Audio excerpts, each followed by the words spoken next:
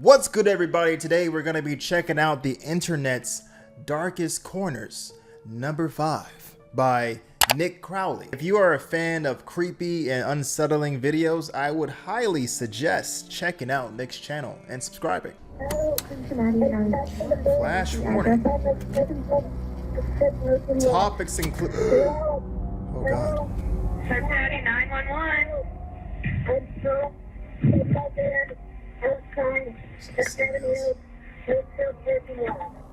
It's 3:16 p.m. on April 10th, 2018. A 911 operator receives a call from 16-year-old Kyle Plush, who had just experienced a freak accident. In the minutes prior to this call, Kyle had just arrived at the Seven Hills School in Cincinnati, Ohio for a tennis match. He had been driving a 2004 Honda Odyssey, a minivan that featured 3 rows of seating, with his gear for the day's match being stored in the very back. In order to retrieve it, Kyle climbed to the back of the vehicle and reached over the 3rd row seating, extending his body as far as it could go in order to grab his equipment, when suddenly, the seat's folding mechanism was engaged, causing it to collapse into its storage position, taking Kyle with it. In an instant, he was pinned and completely unable to move, as he was now trapped in the car upside down, not even being able to move his arms and hands enough to grab his cell phone. Though luckily, his phone had Siri, which he would call out to call the police. Okay. Oh, God, that's scary. Hello? Hello? Where are you? Hello? Oh, God. Where are you? This... I can't hear you. While on the phone, Kyle couldn't hear anything given how far away he was from the device, but he stated as clearly as he could that he was in dire need of help. Due to the position he was stuck in, he was already struggling to breathe, and he knew he was likely not going to survive much longer, which he made very clear to the operator. You would think, well, it's probably like an older van, but you would think that there was some type of like safety feature for this exact situation. But my God, when he's calling the 911 operator, it sounds so eerie, man. I feel so sad for this kid. I'm in desperate need of help. Oh, Hello? I'm gonna die here. oh God. Less than 1 minute later, Here. the call would cut out. In the recording, Kyle clearly portrayed to the operator where he was, that he couldn't hear her, and that his life was in danger, which prompted her to immediately send a patrol car over to the school in search of him, though inexplicably, she never told the officers that Kyle believed he was going to die. Why? Wait, isn't that a good piece of information to give the officer who's gonna go patrol and find this kid? I mean, one would think that that would give them a good sense of urgency about the situation. Like, this is not some small matter. This kid thinks that he's going to die. So we need to be quick about this. Why wouldn't she disclose that? Dropping the ball. Why? She's not gonna probably take it seriously. Not understanding how dire the situation was, the officers that pulled up to the scene didn't even bother to stop the car. Instead, they simply drove throughout the parking lot, unsure of what car was Kyle's. They didn't even bother to turn down their music or crack a window. How did I know? This guy does not care at all. I mean, he's going to go check, but he doesn't realize the magnitude of the situation. This guy is just casually riding around the parking lot. See, this is why I believe that it is so important to relay the emotional state that the caller is in, because it gives you a good idea of how fast you should be moving. This operator needs to be fired, bro. Seemingly being more interested in the types of cars that other students were driving. These kids drive better cars than you do. Oh my goodness. As officers continued their half-hearted search, another phone call would be made to 911. Half-hearted is right. It was Kyle, whose tone was now drastically different. I probably don't have much time left to tell my mom that I love her. Oh my This God. is not a joke. After Kyle says his goodbyes, he tries one more time to relay what was happening, this time providing the parking lot he was in along with the exact make and model of his car. This is not a joke. I'm trapped inside my old on the Odyssey van. There you go. Southwood parking lot of 7 Hills Staff. Send officers immediately. I'm almost dead. Oh, God. At this point, officers were still in the parking lot looking for him. Help was literally just a few feet away. And on top of this, the operator was also able to get a ping from Kyle's phone, which gave coordinates to his exact location within just 5 to 10 feet of his vehicle. And yet, the dispatcher never passed this information along. What? As Kyle...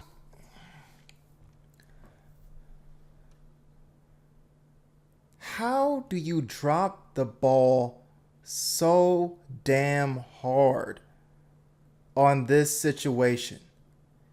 This kid gave you the model and the make of the van that he's stuck in.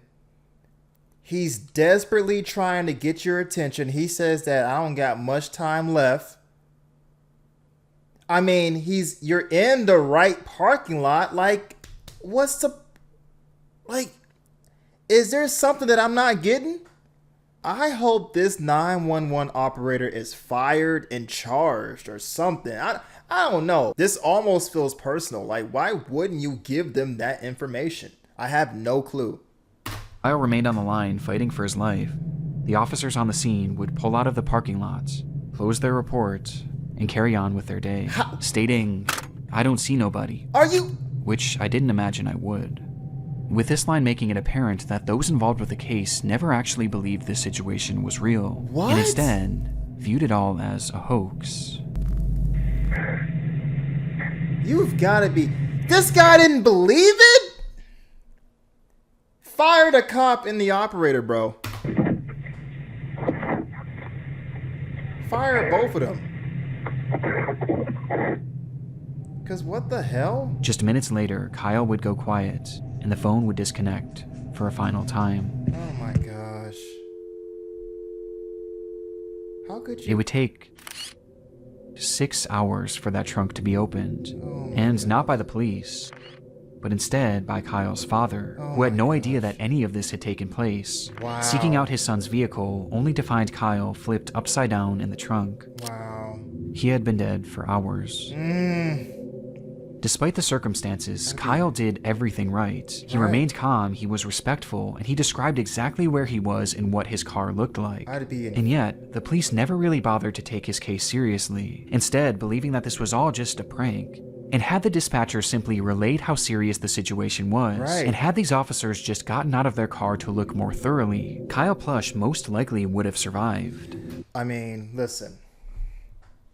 Ladies and gentlemen, I don't have kids yet, but if I were to put myself in the father's shoes and that was my kid, the amount of rage that I would have towards not only the officer and the 911 operator would be astronomical. I mean, we're talking about Kratos level of anger and rage, man.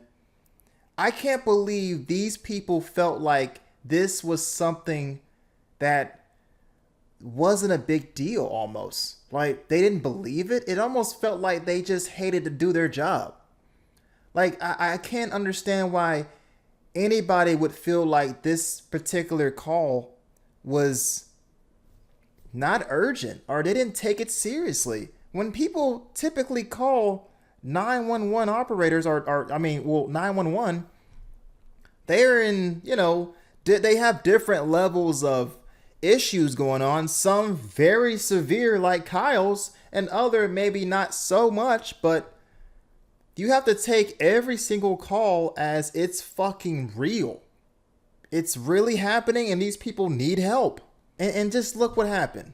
All this person had to do was relay the information to the cop. That's literally, that's like the basis of your job. Doing the bare minimum. They just had to do the bare minimum.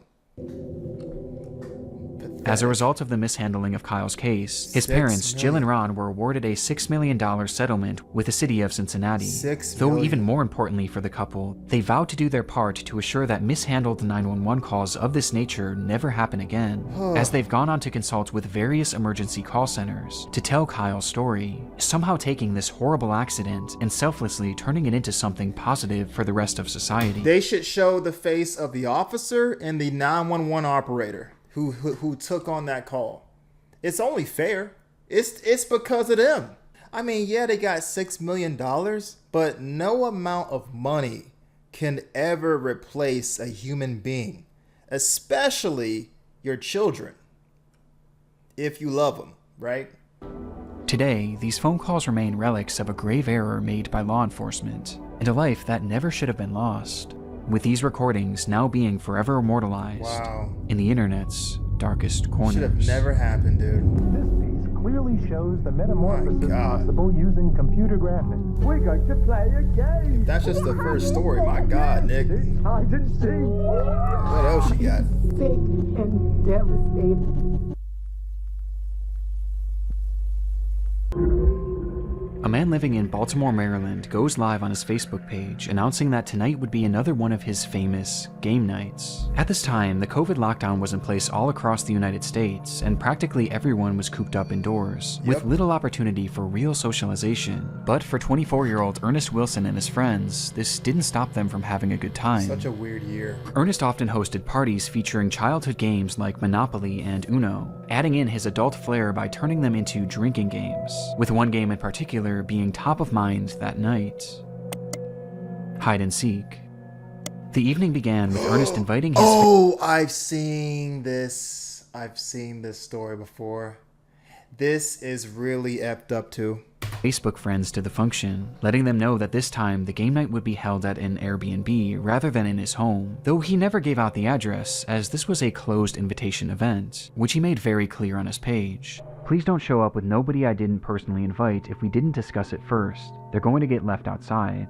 Ernest took this so seriously that at one point he even called out one of his viewers, stating outright that they were not allowed to show up under any circumstances. Understandable. You're not invited. You're not pulling up on me. The person who just joined. If you're still watching, you're not invited. Because I hate when people do that though. You know, like when you're hosting something and you have the people that you have agreed to join you for this party or get together, but they invite more people of their own. It's like, nah, I only invited you. Don't start inviting everybody else, just us. Okay? I don't know why people do that. Because you don't fucking listen, and I'm gonna bang you in your mouth next time. However, it was never revealed who exactly this person was, or why Ernest expressed such hostility towards them. From there, Ernest would Probably start a and stop his live stream a few different times, showing the progression of the party, which ended up with a decent turnout. What's all that movement back there?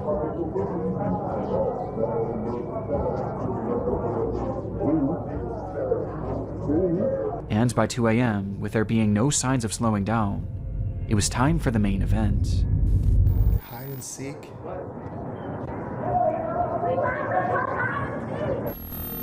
About to play hide and seek. This was the caption for Ernest's final live stream of the night, which shows his group of friends preparing to play the game, turning off all the lights in the house before Ernest himself steps outside, assuming the role of the Seeker, beginning his countdown as the camera keeps rolling. This one's pretty bad too.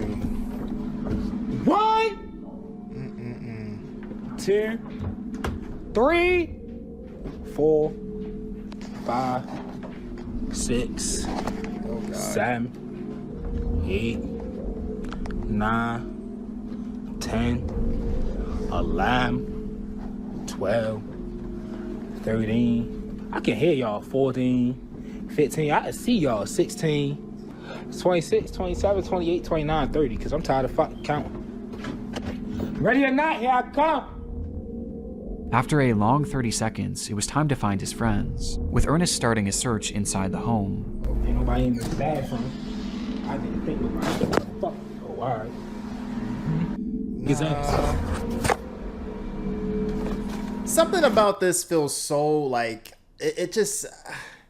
Listen, I don't know what it is about playing hide and seek at this age. Like, I would never do that unless I have kids. I guess he felt that these were all of his friends, you know? But you just can't trust everybody. If this is the story that I think it is, which I'm pretty sure it is, I think that somebody invited someone else to his get-together that he didn't know, but he had beef with this dude. That's what I think it was. I'm not quite sure. Until he notices something. Uh-oh. Next time they on y'all ass. Down here. The front door locked. Dumbass. I'm on your ass. According to Ernest, someone was trying to get in through the front door, unaware that he had just locked it. And assuming that this was one of the people he was looking for, he took off to the backyard, believing that's where he would find them. And sure enough, he did. 1, 2, 3. Who the f is that, G? I don't know. Get your dumb ass on the other side of this gate. Who the fuck? Ernest flips the camera around, revealing a man hopping over a gate to the backyard. He had no idea who this person was, but he seemed to assume that they were likely just trying to get into the party, not really taking it too seriously, hence his joking attitude. Ooh. Though his attitude would soon shift drastically. Dumbass nigga. This can't be one of my friends. See, I think that, bro, I think that what happened was, I'm sorry for pausing it, but it's so important that if you go live and you're telling people that you're about to have a party and you're inviting people, those people can't disclose like where you are having this party at, because then you get like random people coming by that you've never seen. And if you got ops or you got enemies or you got beef with somebody, they know where you're at. That happened to Pop Smoke. I'm just saying. Up on the ground. Hey, Pud! Pull that shit up! Hey! In this moment, Ernest's live stream cuts off, and he would never go live again. According to those at the party, this unknown man hopped the fence and brandished a gun, stating that he was there to rob the place, being followed by one other person whom the group also failed to recognize. Wow. Ernest tried his best to run, but was eventually caught in the house, where after a few minutes, and for reasons unknown, the man seen hopping the fence fired his weapon, striking Ernest twice and ending his life. Wow. The killers quickly fled the scene without harming anyone else, or seemingly without even taking anything. What? The footage is highly disturbing, knowing that we're witnessing the final moments of a man who was just having some fun with his friends. But what makes this so much darker is that we have no idea who this person is, or why they did what they did. Right. Even after 4.5 years, Ernest Wilson's killers have yet to be identified. The fact that this guy came over to his place, shot him, and didn't kill or try to harm anybody else, didn't take anything, and just like dipped out? Did this guy have any like people that he was beefing with? This is what makes me kind of like wonder, like, what was this guy's motive? Like, was it just to take him out and that's it? Now, this guy may not have been super popular, but I always found IRL streaming to be so dangerous and kind of like a little concerning, because you're streaming to people while you're out and about, and they can just like, you know, find you, and if they're crazy or if you have some type of issue with them, they can harm you and potentially take you out of this world. So I don't know who this guy is, and it's kind of scary that this guy was never caught.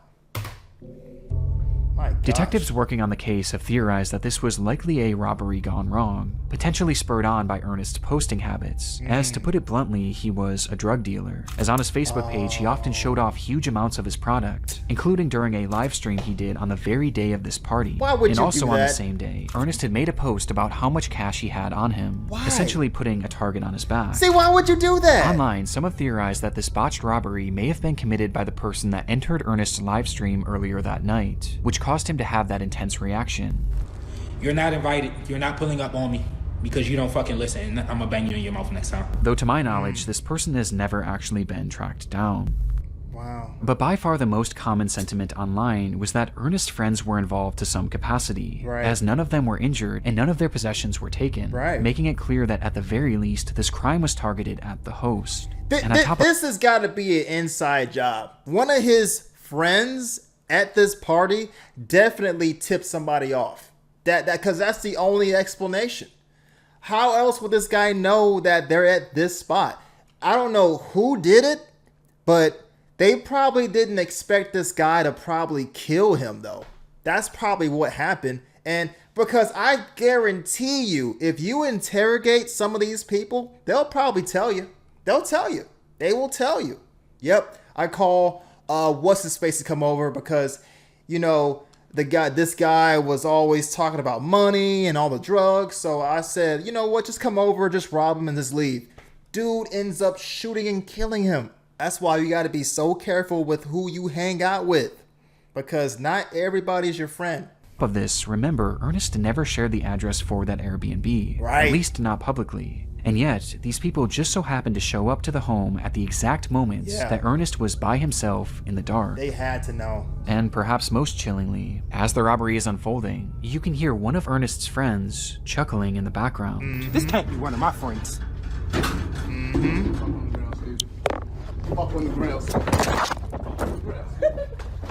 Yeah. Though as concerning as this is, it's sadly far from conclusive, and to this day it appears that Ernest's case is slowly being lost to time, leaving us for now with only questions, in one of the more disturbing live streams I've ever seen. That's so messed up. As evidenced by the previous case and several others discussed throughout the series, live streams are often a hotbed for disturbing moments online. And when researching Ernest's final stream, I came across yet another example of just how dark things can get when the cameras go live. Micah? It happened on January 22nd, 2017, when a 14-year-old girl named Naika Vinent went on Naika. Facebook Live with a caption. I don't want to. Oh, God. In the stream, Naika discussed how difficult life had been. Throughout the years, she had been placed in and out of countless foster homes, where her treatment ranged from poor to straight up abusive, with this constant mistreatment leading her to just want it to be over already. And based on the title of the stream, it was clear what her intentions were going to be. As the livestream progressed, hundreds of people flooded into the video to see what exactly was going on, as word quickly spread that something horrible was about to happen, though you wouldn't know it by looking at the chat. According to many watching, those in the comments had no sympathy for the girl, as many actually mocked her, calling her names and even commented laughing emojis, as she What? desperately tried to open up, with those same commenters viewing this not as a cry for help, but as a cry for attention, outright pushing her to carry on with these intentions. You know And who this reminds me of? Etika. He was a streamer. He had like a YouTube channel as well. He was a really big Super Smash Brothers fan and just overall Nintendo fan. And if I remember correctly, I think that he was going through a lot of like mental health issues. But he would go on live stream. And you just kind of saw the decline of his health in all of his live streams. Personally, I didn't watch a lot of his content. I only found out about him maybe like 1 or 2 years ago because one of his videos popped up and I saw like I think it was from watching like a documentary about it. But dude had so much life before all of that happened, man. But when he was going through so much mental health issues, his chat was just like, yeah, we don't believe you. Yeah, go ahead and do it. Take yourself out of this world. And I think that his chat really kind of like provoked him to carry out with unaliving himself. And it was just such a sad thing to see that whole story, Dude was awesome.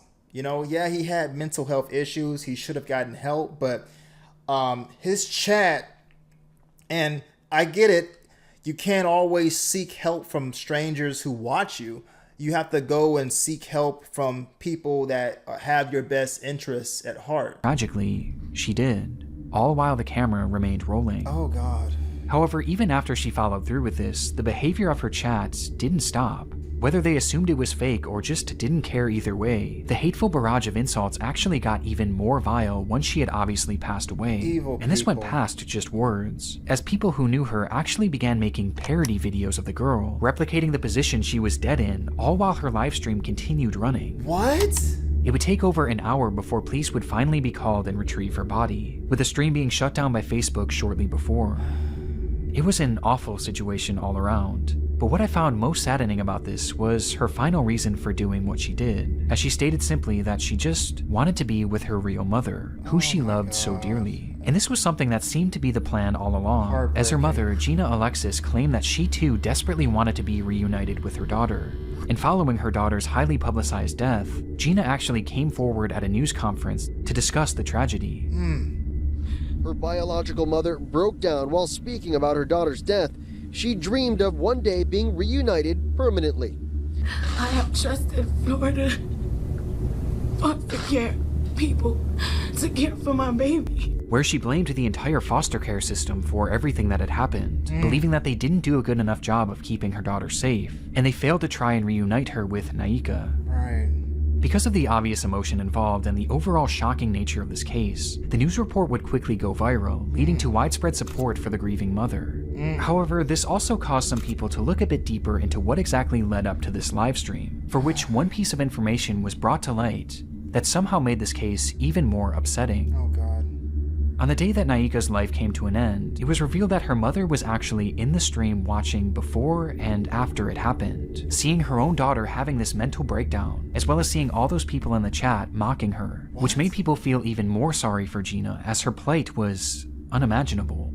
Though this wasn't the only revelation to come forward, as it was soon realized by the investigators looking into Naika's case. Wait, why didn't, if the mother saw her just being so sad and depressed, and at that time you don't know what she's gonna do, then why don't you just try to get in contact with her and call her or do something?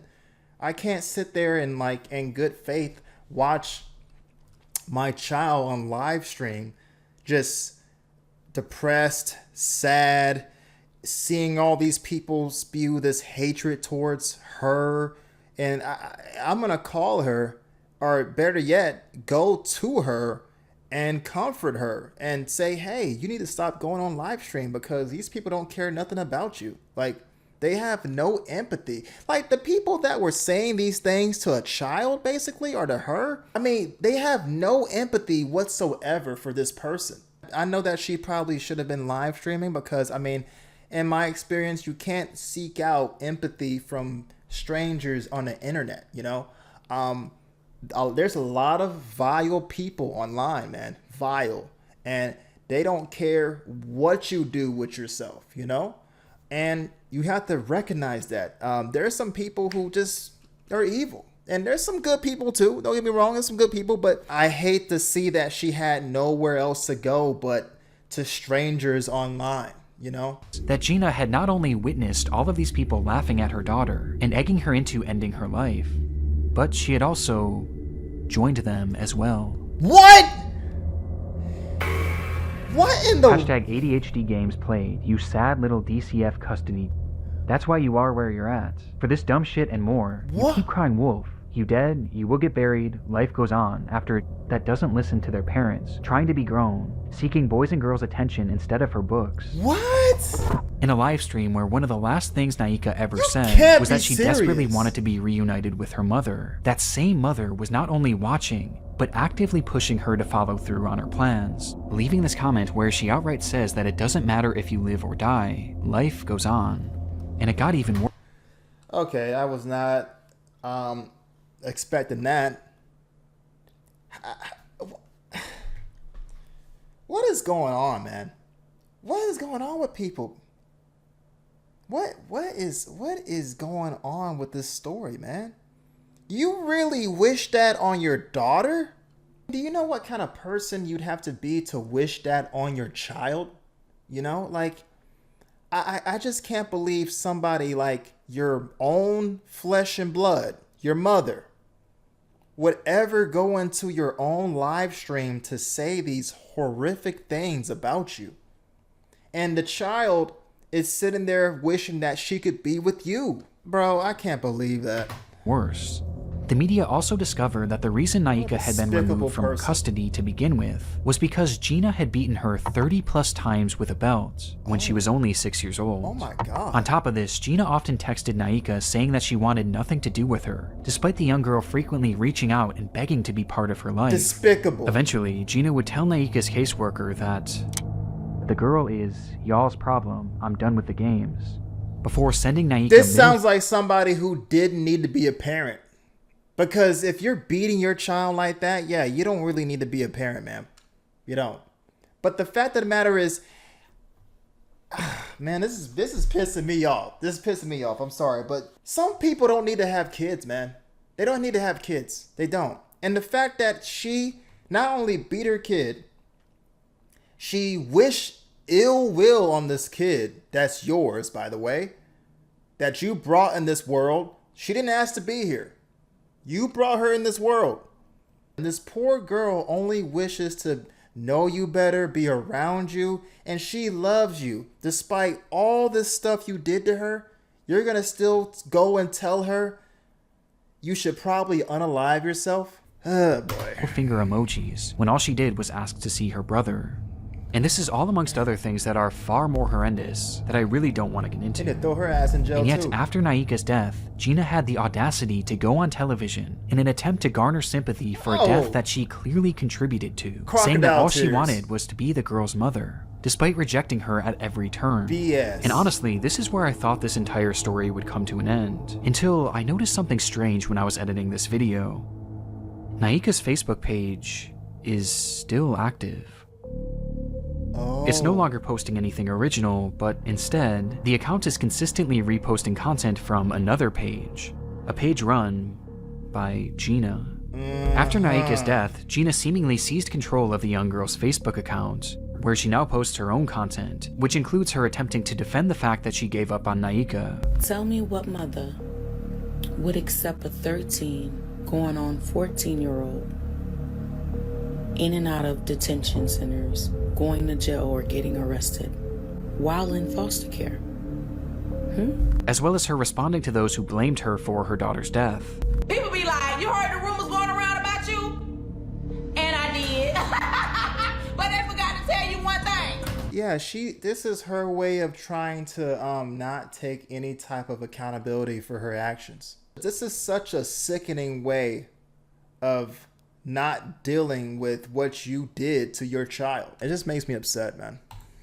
That I don't give a fuck. What's my name? My first name is Very Much. My last name is Unbob. And even some posts where she's promoting her podcast, as it seems that after all this, Gina's actually trying to carve out some sort of career as an influencer, as she posts videos garnering sympathy for the loss of her daughter, along with giving out parenting advice. Like, there's so much stuff that parents need to do for their child. Oh, yeah, this is... Oh, my God! This is literally the devil. That they're not motherfucking doing. They're not paying attention because they're taking the easy way out. With all this making it even more obvious that Gina has little to no remorse for what she did. None. None at all. This one's a doozy. On the 11th of June 2009, a young man named Eugene Latta took to an urban exploration forum and wrote in broken English, "Hello, I'd like to tell you about Odessa catacombs. Odessa is not far from the capital of Ukraine, Kiev. Under Odessa consists the biggest catacombs in the world. Their total length is more than 2,500 kilometers, so these catacombs are much bigger than the Paris catacombs. During World War II, a lot of citizens were hiding in the catacombs. A lot of them used to live there for a year and more, so even today it is possible to find weapons, equipment, and even dead bodies. Yikes. Every year a lot of explorers get lost and even die there." So why are you going? His post was accompanied by a series of photographs from the underground labyrinth, which stretched over 1,500 miles, its paths winding aimlessly deep below the surface of the earth. Oh, hell no. The structure was mainly the result of limestone mining many years ago, though despite this, it was never properly mapped, and was, conversely, not often explored, essentially being a pitch-black maze to nowhere. Just because something hasn't been explored does not mean I'm gonna go and explore it. Given that the area wasn't well known back in 2009, the post was met with amazement. Fellow urban explorers applauded the location and the photographs that Lata had taken, wanting to see even more. Oh, hell and since no. he was a native of the area, Lata delivered. Thanks to all. If you want, I can add more photos. As I said earlier, a lot of people get lost and even die under Odessa. Maybe this photo will shock you. It's the dead body of a 19-year-old girl who had gotten lost in the maze. What? Though it's censored here, the image shows 3 young boys staring blankly at the camera as they stand behind a badly decomposed body. Why would you even take a Understandably, picture? this image caused a lot of intrigue on the forum as other users began to press for more information.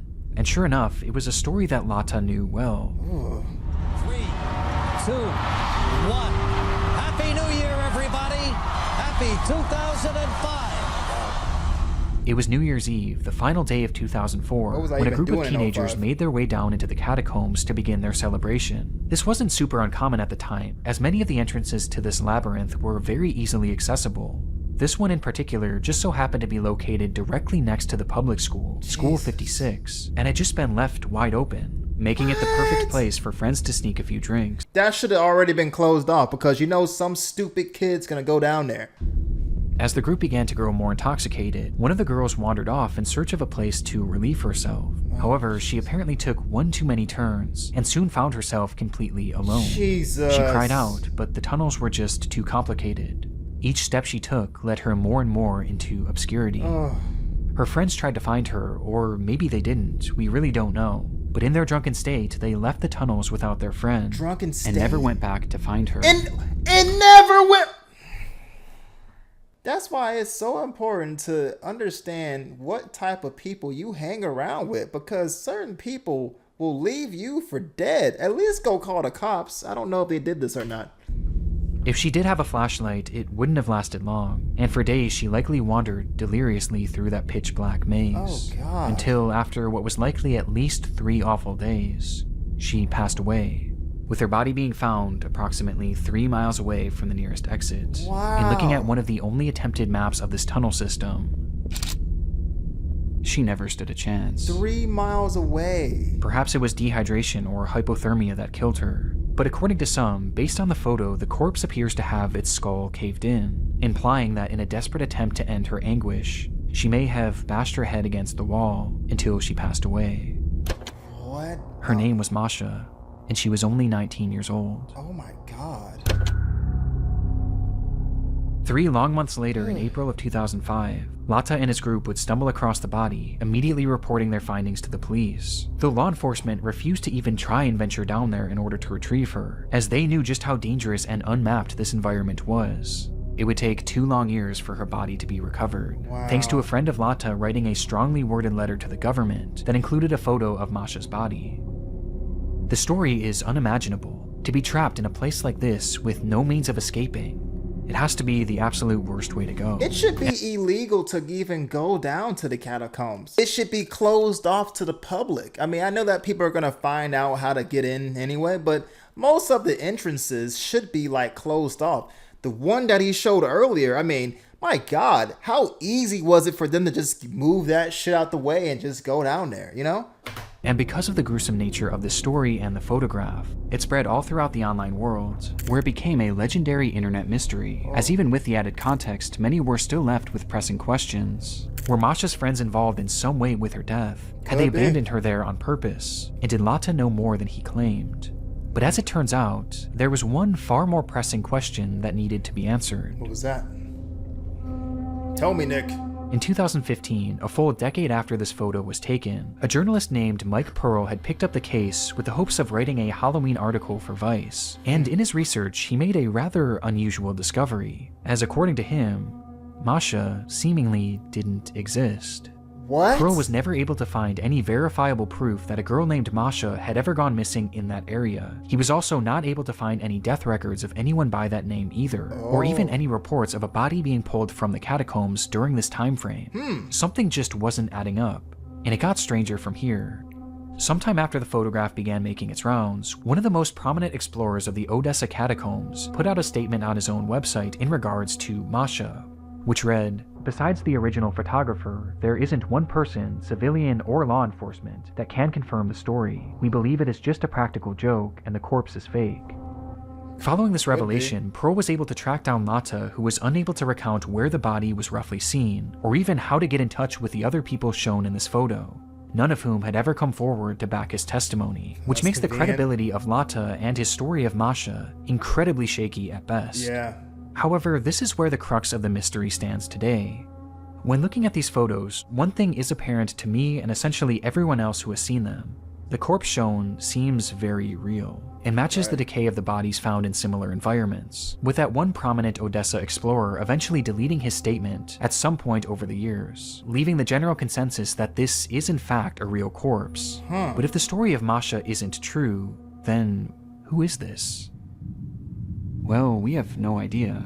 It's entirely a mystery. That's creepy. But the reality of the situation is that bodies being found down in these catacombs isn't totally uncommon. Over the years, many explorers have gotten lost down there and suffered the exact same fate as the story of Masha. But on top of this, these tunnels have also been used by murderers as a dumping ground for their victims' bodies, with either one of these scenarios being possible in this case. Though the frustrating part is that we may never actually know who this person was or how they died, as I and many others have doubts that this body was ever actually recovered, just simply due to lack of public information and news reports about it. And instead, the reality is that this corpse is probably still down there somewhere and has simply been lost to time, as sections of the catacombs have been known to flood and cave in, sealing them off from the outside world forever. So for now, and potentially the rest of time, the story of Masha will remain an internet mystery. You know, you'd never catch my black ass going down to them catacombs. I'll tell you that. It's September 1985. A hunter trudges through the wooded terrain of Christie Creek, Montana, on the trail of something big. He had been hunting a large black bear and managed to land a single shot, causing the animal to take off, leaving behind a trail of blood.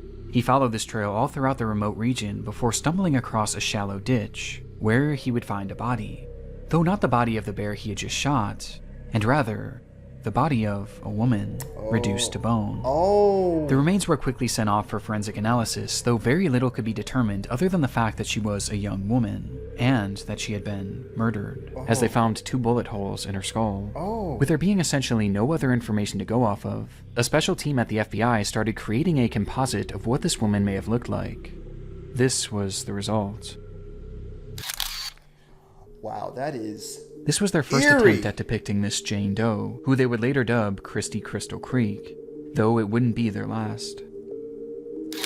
Oh, goodness. The uncanniness of these depictions is undeniable, and recently I've fallen down this rabbit hole of disturbing police sketches and recreations. I got goosebumps. As though these can often be very helpful and do lead to legitimately good results, there are often times where they appear almost non-human, with many examples like Christie's being shared online on the FBI's website in order to enlist the public's help in identifying these victims, with one of the more notorious examples coming decades later in 2014. Well, now we got AI. The discovery was made on June 5th of that year, when a group of highway workers were mowing grass in the town of Geneva, Wisconsin, when they noticed a pair of strange-smelling suitcases. Inside them were 2 bodies belonging to 2 women, both in various stages of decomposition, and both appearing to have been strangled to death. One would quickly be identified as 37-year-old Laura Simonson, while the other was in much worse shape, and distinguishing her facial features proved extremely difficult. Oh, Jesus. But this didn't stop them from trying. Oh my God! This is one of the more infamous examples out there due to just how unnatural it appears, with the face of this woman being turned into a meme and even being used in a video game. That is so out of pocket, bro. But to me, there's one example that I've never been able to shake, as the entire story and its recreation gives me such an uneasy feeling.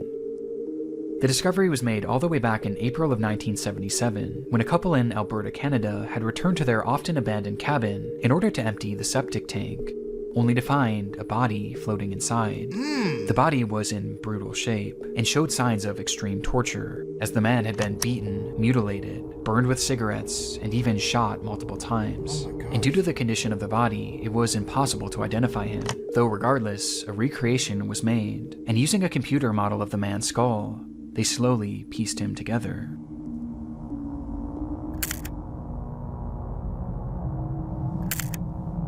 This is really, wow. Looks like a face to me. Now that is super. He would later be dubbed Septic Tank Sam. What is There's something so names? depressing about these composites, as these are real people with real stories and real names that have been reduced to these horrifying images and tacky nicknames. But there's another side of these police sketches too, as when dealing with victims it's obviously incredibly sad, but when dealing with suspects, these off-putting identities can be outright horrifying. Over the years, there's been numerous unidentified killers who law enforcement were not able to positively identify, forcing them to turn to these same methods of sketching and recreating, with one of the darkest examples being that of the Lake Bodom killer. It was June 5th, 1960. 4 Finnish teenagers were on a camping trip to Lake Bodom, sleeping peacefully in their tent on the lakeshore, when suddenly they were attacked. It happened in an instant, as a man yielding a knife began stabbing through the tent, eventually bludgeoning the group with an unidentified blunt object. I think I've seen this one. That night, 3 of the teens would be killed, while one managed to survive with substantial injuries. Yeah. When asked about what he had seen it was actually the kid that survived, I think. I think Mr. Baldwin talked about this. Night, the lone survivor claimed that the man who attacked them wore all black and had large red eyes. Based on his accounts and other potential sightings, a sketch of what this man may have looked like was made, and the results were unusual at best. Oh, it is the same With case. this man going on to garner the appropriate nickname of Bug Eyes McLip due to just how unnatural his facial features appear, especially his eyes. In fact, there's something unnatural about all of these recreations, which begs the question, did any of them actually work? Well, surprisingly, out of these 4 people, 3 have been identified. Christy Crystal Creek would go on to be identified as Janet Lee Lucas, a 23-year-old who would be the last identified victim of serial killer Wayne Nance, with this identification being the result of improved forensic genealogy. The second and most notorious example would go on to be identified as Jenny Gomez, who'd been strangled by Steven Zilich, a man dubbed the Wisconsin Suitcase Murderer. Wow. And despite this recreation appearing to look nothing like Jenny, it was actually the sole reason that she was identified, as one of her family members ended up recognizing these overpronounced cheekbones and matching them to Jenny. I see. And then there was Septic Tank Sam, who was revealed to be Gordon Edwin Sanderson, thanks again to genetic genealogy, as a sample of his sister's DNA was eventually used to prove that this was in fact him, though it's still unknown. Even though like the faces do look really unnatural, I mean, I understand that why it does. They still have like maybe 1 or 2 characteristics of like the actual person, which is interesting. Who killed him or why. Which leaves just this final person, the killer of at least 3 people. He, unfortunately, has never been identified, and this isn't too surprising, as the features of this person just seem impossible. He just looks far too strange to be real. Right? Well, even though he hasn't been positively ID'd, it doesn't mean that he hasn't been potentially photographed. Apparently somebody looks just like him, but it wasn't him or something. Shortly after the teens were murdered, a funeral was held in their remembrance, for which a large crowd of locals were in attendance, with this photo of the crowd being snapped. Yeah. And standing there, in the center of it all, was a man whose features looked just like him. Impossible. This man would never be photographed again, and his connection to the case has never been officially confirmed, leaving these murders unsolved to this very day. Wow. Yeah. Mr. Ballin actually discussed that one. This was really good. And I mean, it was creepy, just unsettling. I mean, a lot of these stories were just heartbreaking. But again, make sure you show your support to Nick Crowley. I'll see you guys in the next one. Peace!